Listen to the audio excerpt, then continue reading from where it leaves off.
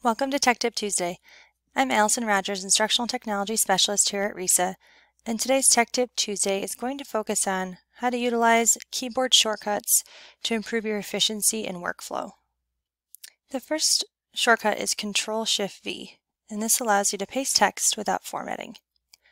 So for example, let's say you wanted to copy this text from this Google Doc and paste it into my slide deck.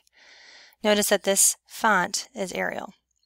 So I would copy the text and then go into my slide deck.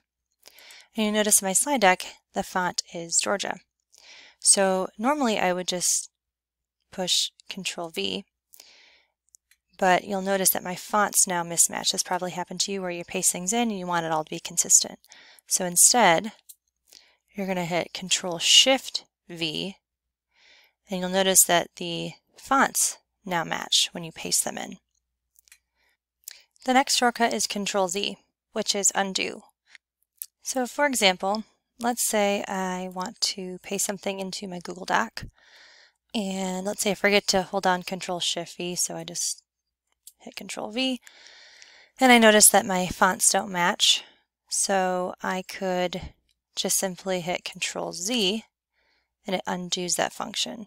So let's say I pasted it in twice wrong, I could hit Ctrl Z and then Ctrl Z again, and it removes every previous move that I've made. So you can use that Ctrl Z function as many times as you need to go back to your previous edits. And the last shortcut is Ctrl K, which is a shortcut for inserting a link in like a Google Doc or a Google slide deck.